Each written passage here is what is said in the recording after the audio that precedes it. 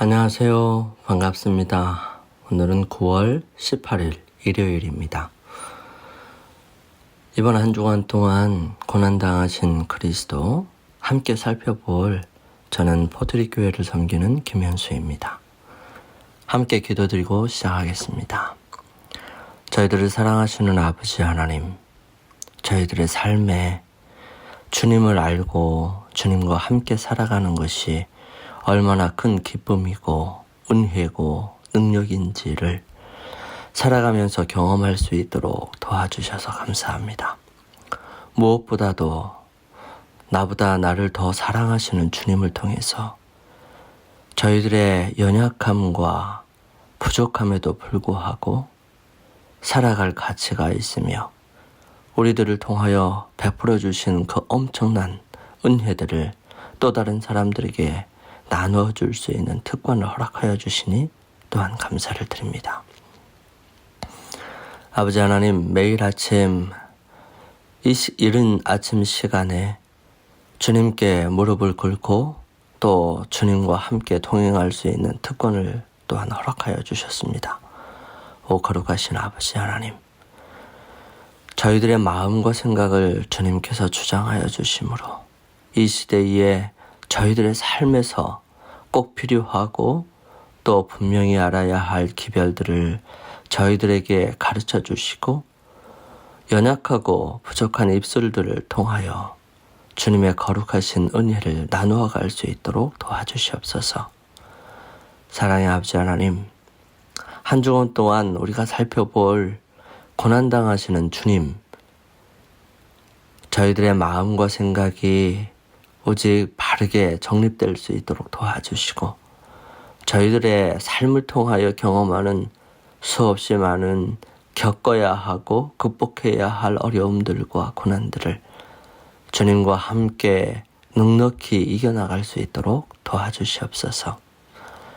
사랑의 아버지 하나님, 오늘 이 시간도 주님 앞에 간절히 기도드리고 여러 가지 기도의 제목을 가지고 기도를 드리는 주님의 사랑하는 자녀들 기억하여 주시고 그들을 붙들어 주시며 은혜와 능력으로 역사하여 주시사 그들의 필요를 채워주시고 무엇보다도 주님께 간구 드리고 간구에 대한 주님의 응답을 통해 믿음이 자라고 더욱 주님과 함께 살아가는 귀한 주님의 자녀들이 되게 도와주시옵소서.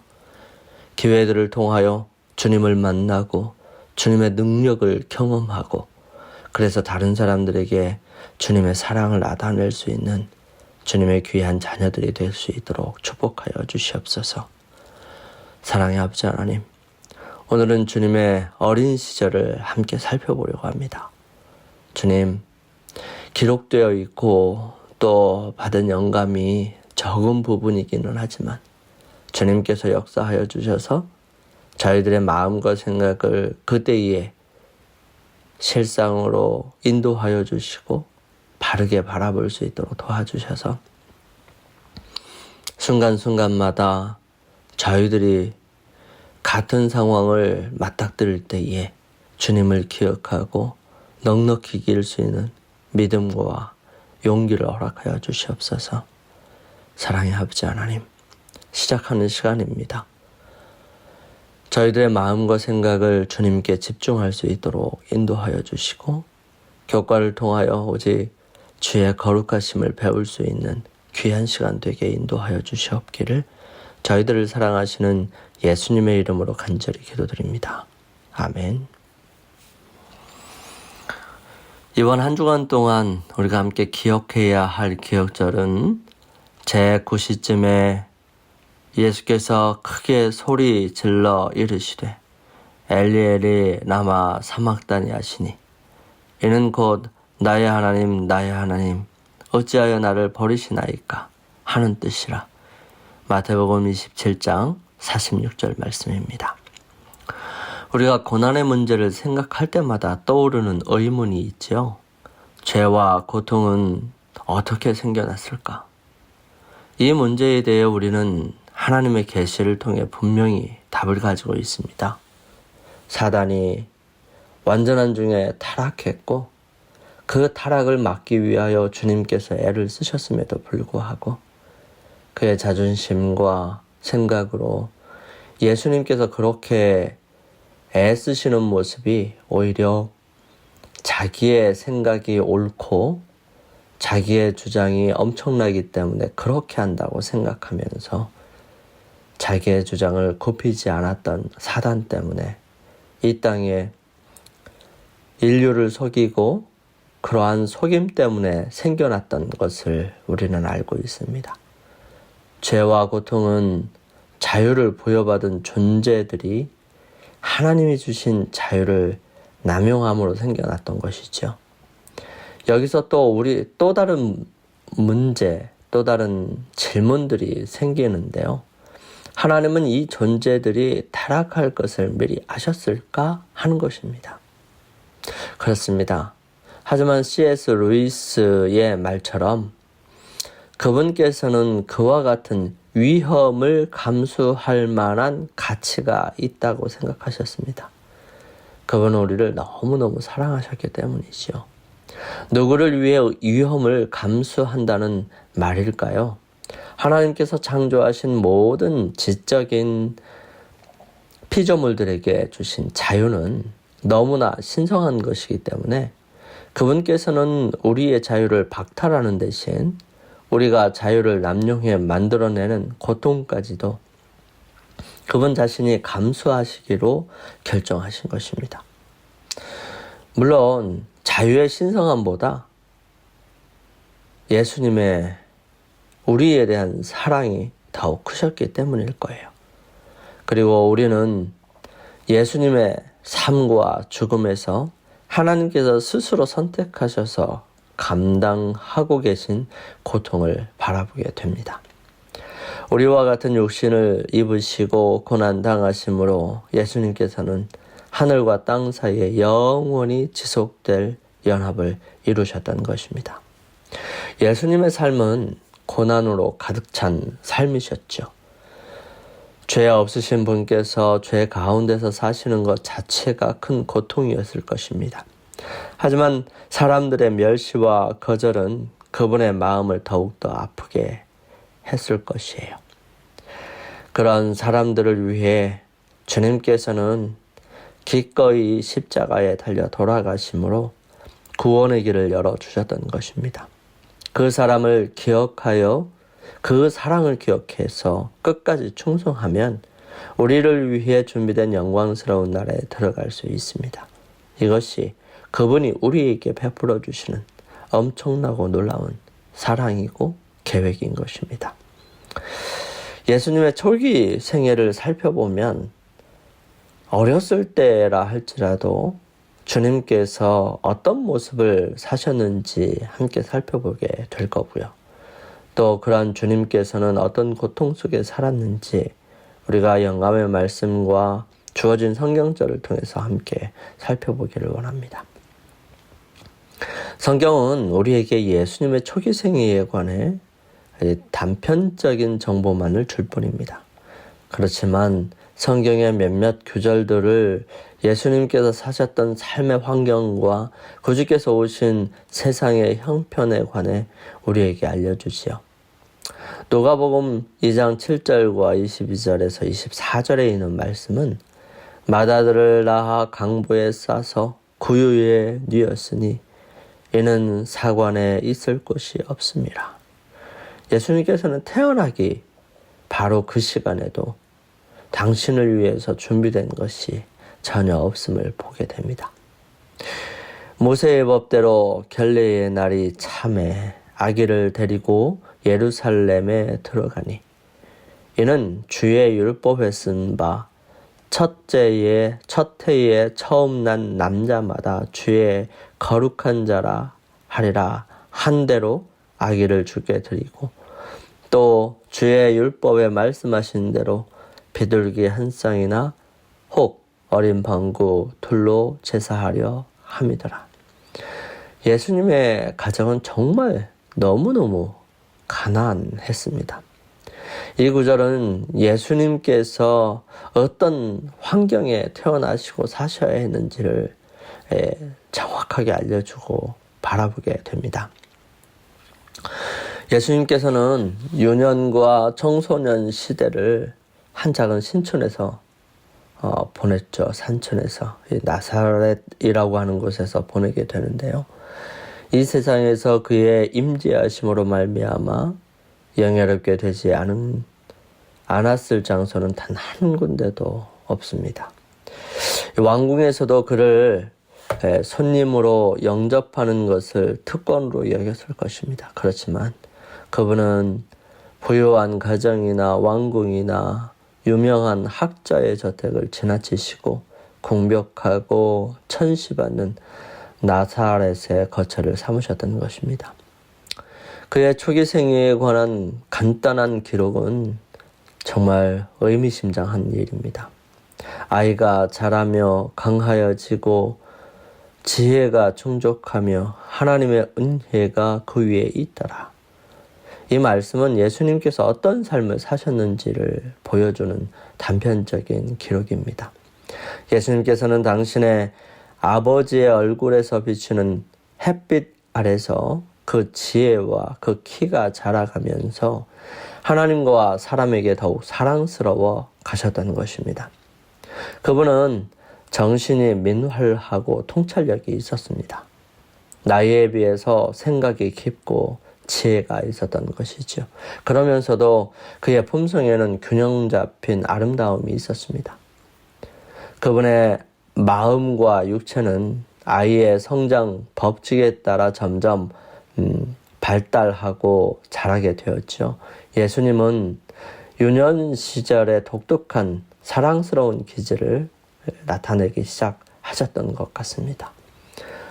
그분의 자진해서도 없는 손은 다른 사람들을 돕기 위하여 언제나 준비되었었던 것이죠. 그분은 아무것도 침해할 수 없는 인내와 결코 고결함을 희생하지 않는 진실성을 나타내셨습니다. 원칙에서는 반석과 같이 확고했지만 그의 생에는 이기심 없는 인정을 드러내시고 계셨던 것이죠. 예수님의 어머니는 예수님의 능력을 발휘하시는 것을 매우 진지하고 또 아주 자세히 주목하였고요. 그의 품성에 나타난 완전한 표적을 보게 됩니다.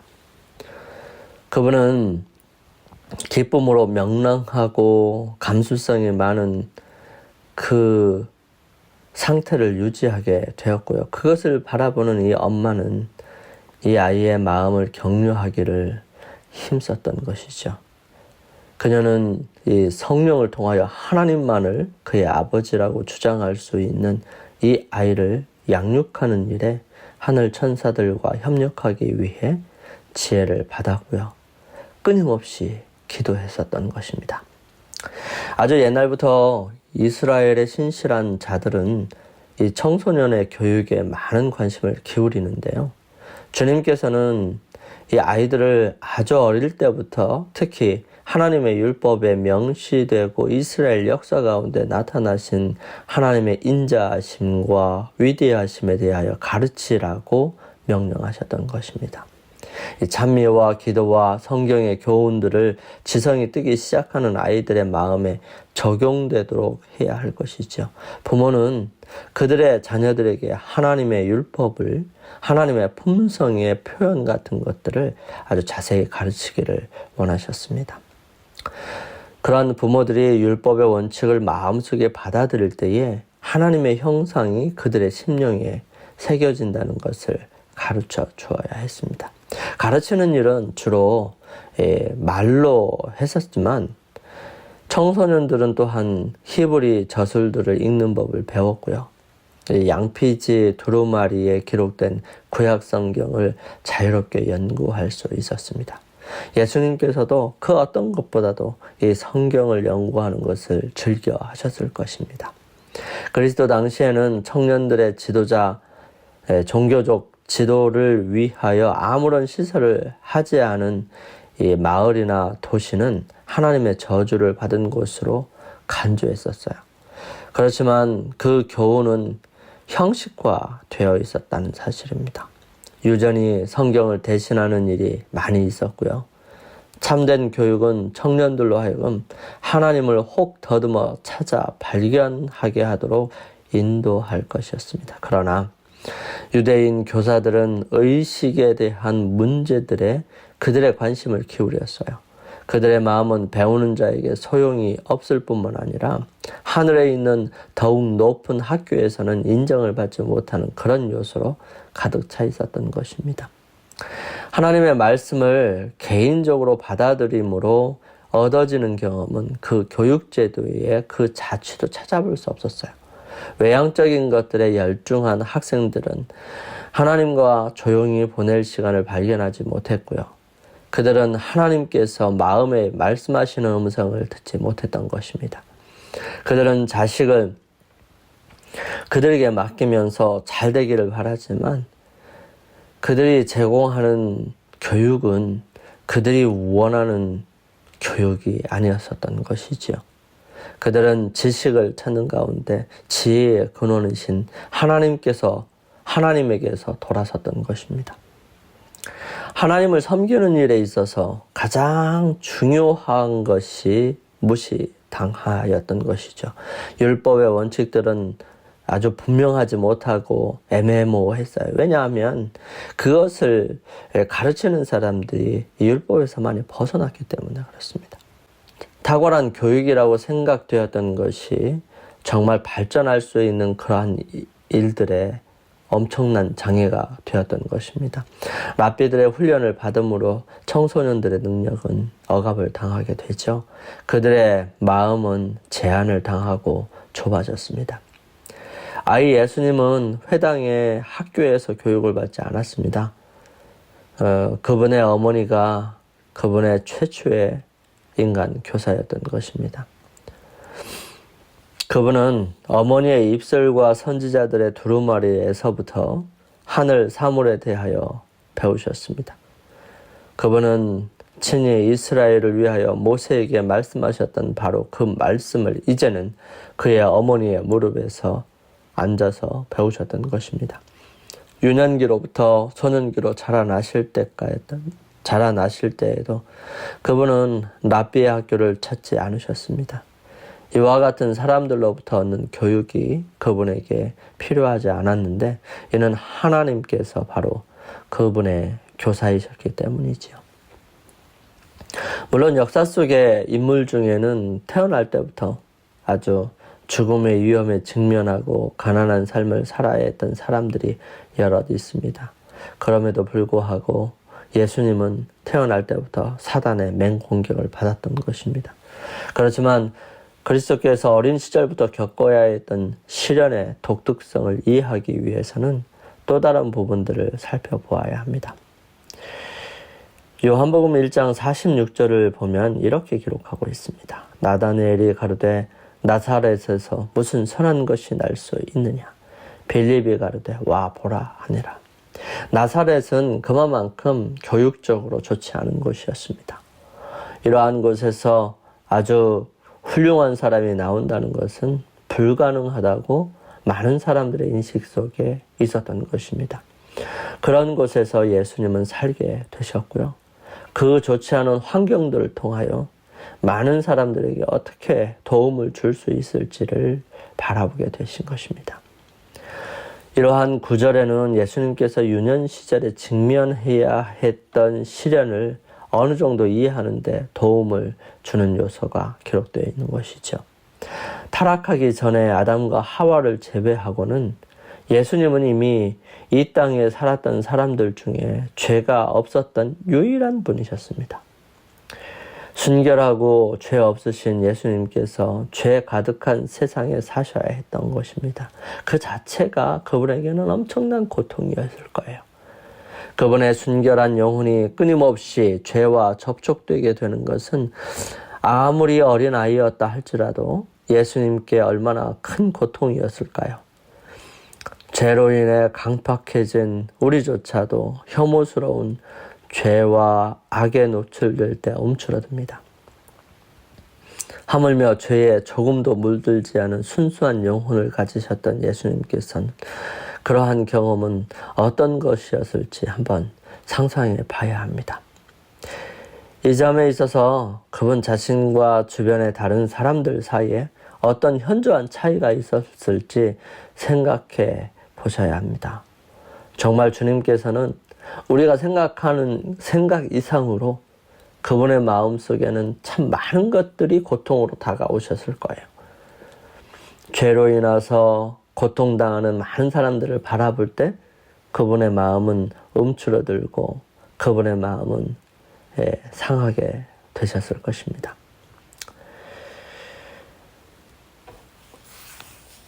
예수님께서 이 세상에 사는 것 자체가 이미 예수님께 대한 엄청난 고통이었을 것이에요.